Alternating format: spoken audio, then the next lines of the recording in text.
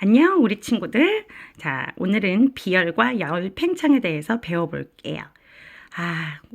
다음 주쯤에는 여러분 다시 만날 수 있을까 했는데 아마도 어렵지 않을까 싶어요. 어쨌건 여러분, 이 위기 상황을 잘 극복합시다.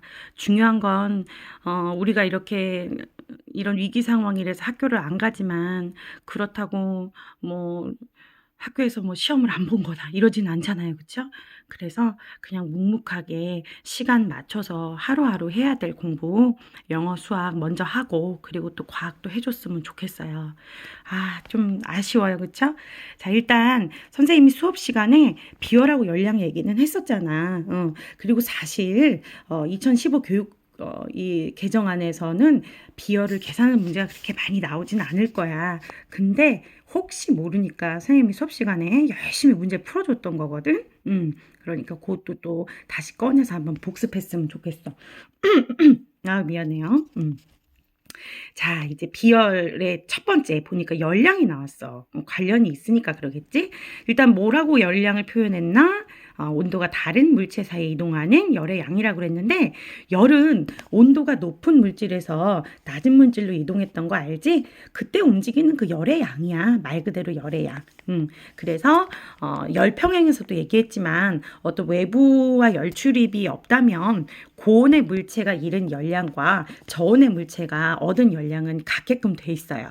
그래서 그거 가지고 우리가 예를 들어 뭐 금속의 비열도 측정하고 이런 문제를 풀어봤는데 실제로 출제가 되지는 않을 것 같아요. 하지만 우리는 항상 모든 것을 다 대비해 놔야 돼서 선생님 수업 시간에 얘기했고요.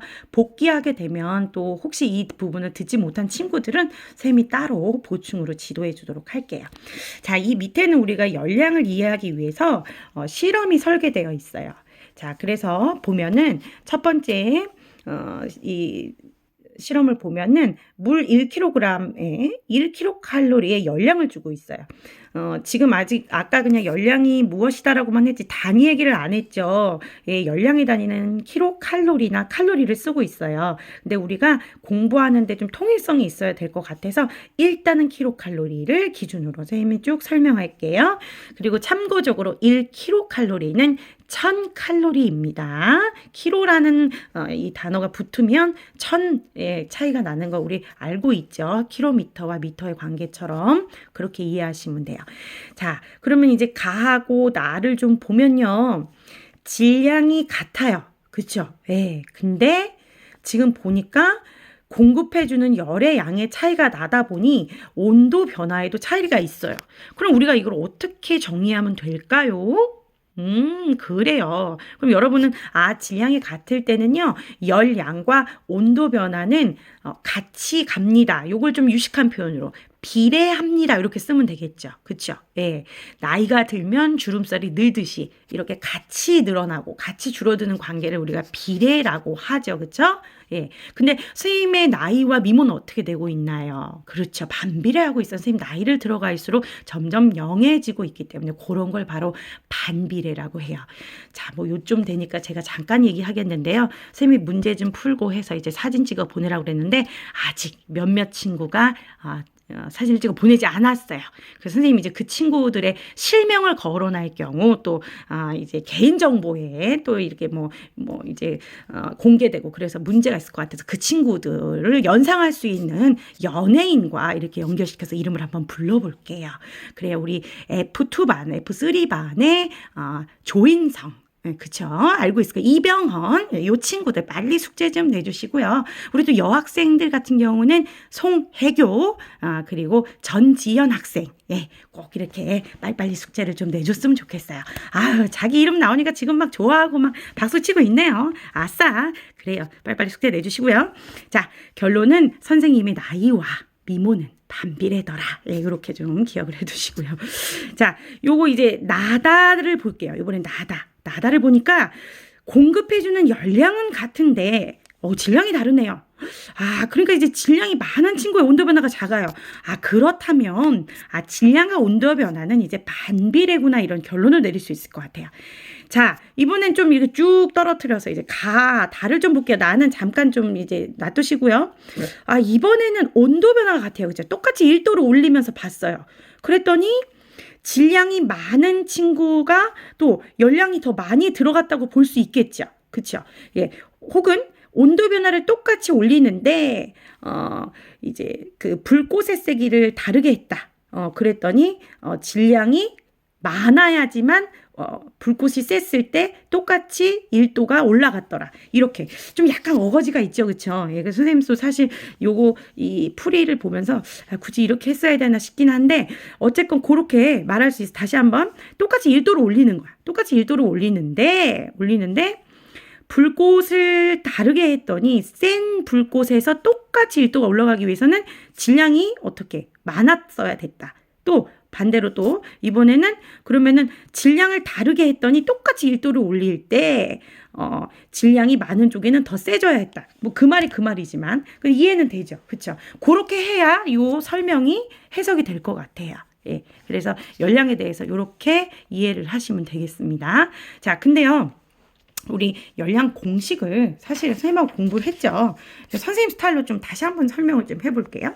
자, 선생님 여기 이렇게 열량은 비열 곱하기 질량 곱하기 온도 변화량이라고 적어놨어요. 그래서 기호로 Q는 CM 델타 T. 왜냐면 한국 사람이야 열량, 비열, 질량, 온도 변화량 알지 뭐 전 세계 사람들이 같이 하려면 기호 써야 된다고 그랬죠. 그렇죠? 그래서 Q 열량, 뭐 퀀티티 열량이죠. 오브 히트 이렇게 되겠죠. 그렇죠? 선생님 안 하는 영어 공부를 하고 있어요.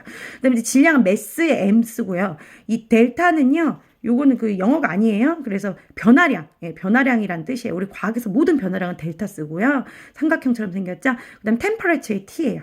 이 비열 같은 경우는요. 선생님 안 하던 영어 단어 찾아봤어요. 스페시픽 히트. 그렇죠? 스페시픽 히트라고 나와 있는데, 예, 이제, 선생님 S 아닌가요? 그쵸? 근데 이제 S가 다른 거에 쓰이고 있어요. 그래서 이제 우리가 C를 쓰고 있으니까, 예, 발음 구려서 죄송해요. 예, 뭐, 선생님, 여러 번 얘기했지만, 선생님 영어 굉장히 잘하죠. 오더먼터 에스크텔 어드바이스 얼라우 티칭, 뒤에 투부정사, 뭐, 요런 식으로, 예, 문법만 강한 세대예요. 선생님 세대는 어떨 수가 없어요. 근데 이제 이런, 좀, 뭐라 그럴까요? 뭐, 리스닝이나 히어링, 그 비슷한 것도 똑같은 거 아닌가요? 그쵸?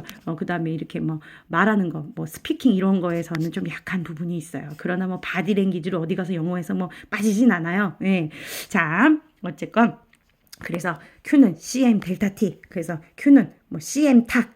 Q는 뭐 시멘트 뭐 이렇게 좀 외우라고 그랬죠. 비열은 조금 이따 우리가 배울 거니까요. 잠깐 내두고요. 요걸 그대로 좀 이해를 해보자고요. 예. 이 열의 양이 이동하는 열의 양이 질량이 작은 애보다는 질량이 큰 경우에 더 많겠다. 열의 양이니까 또 온도 변화량이 작은 물질보다는 온도 변화량이 클 때 당연히 이동하는 열의 양이 많겠죠. 그렇게 좀 이해하셔도 큰 무리는 없을 것 같아요. 그래서 열량을 구하는 공식을 비열에도 비례하고 질량에도 비례하고 온도 변화량에도 비례하니까 우리가 이렇게 표현하거든요. 사실 우리 아까 실험했던 그 내용이 이 내용을 포함하고 있어요. 예, 그렇게 이해하시면 될 것 같아요. 자, 이제 비열을 진짜 배워봐야 되겠죠. 아까 선생님 비열 그냥 킵했단 말이에요. 자, 비열은 물질의 특성이 들어가요. 물질을 구별할 수 있는 가장 쉬운 방법은 사람의 오감을 이용해서 뭐 맛보거나 냄새 맡거나 색을 보거나 이러면 되죠. 근데 그게 한계가 있는 거 알잖아요. 그렇죠? 여러분 모든 걸 맛보겠다고 과학자들이 실험복 입고서 혓바닥 낼름낼름 한다고 생각해 보세요. 얼마나 우스워요. 그렇죠? 그래서 이제 우리가 이 물질의 특성, 뭐 밀도, 끓는 점, 녹는 점, 어는 점, 용해도를 미리 배우고 왔죠. 근데 지금 공부하는 비열도 물질의 특성에 들어가요. 그래서 어떤 물질을 딱 1kg, 그러니까 모든 물질을 딱 1kg 싹 갖다 놓고 걔네를 정확하게 딱 1도 높이는데 도대체 얼만큼 열량이 필요한지를 싹 다 재봤다는 거죠. 자, 그래서 사실 아까 배웠던 그 열량 공식을 바꿔놨더니 비열이 됐죠. 어떤 물질 1kg을 1도씨 높이는데 필요한 열량이다. 그러다 보니 자, 여러분 생각을 해보세요. 이거다 다시 한번 써볼까요? 미리 써놨어, 선생님이. 열량 Q 그걸 갖다가 어떻게 해요? 질량과 온도 변화량으로 나눈 값이 되잖아요. 그러니까 열량의 단위 킬로칼로리 그리고 퍼 나누기 킬로그램 그리고 도시 요런 단위가 비열의 단위가 된 거예요. 글씨 너무 못 썼어 지금. 이 상황이 어쩔 수가 없어요. 여러분 요 다시 한번 보시면요. 여러분이 이제 여지껏 봤던 단위 중에 제일로 장황하고 길죠. 근데 여러분 단위가 공식을 대신하는 거 알죠?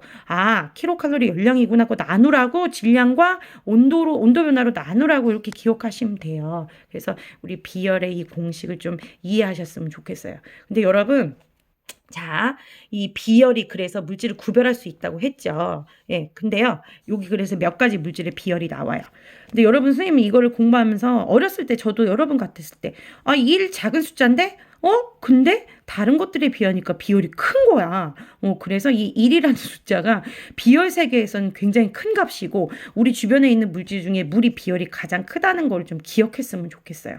그리고 이렇게 보시면요, 액체 같은 경우가 이제 비열이 좀 더 작고, 그 다음에, 고체가 비율이 가장 작다는 거 이거 알 수 있겠죠. 예. 그러니까 똑같은 열을 줬을 때 온도 변화가 가장 심한 게 아마 금속이 될 거예요. 자, 요 얘기를 이해하려면 선생님 좀 이따 설명을 다시 들어야 되고요. 그다음 또 하나만 눈여겨봐 주세요. 자, 얼음하고 물은 분명히 같은 물질이죠. 상태만 다르고. 근데 비율이 달라요. 예, 요거까지도 좀 기억을 해 두시고요. 자, 그러면 선생님이 공식을 좀 다시 바꿔놓은 거 요거 한번 보세요. 선생님 이거 공식으로 이해하는 게 훨씬 더 쉬운 것 같아요. 자, 온도 변화량에 대해서 델타 T에 대해서 정리를 했더니 CN분의 Q가 됐단 말이에요.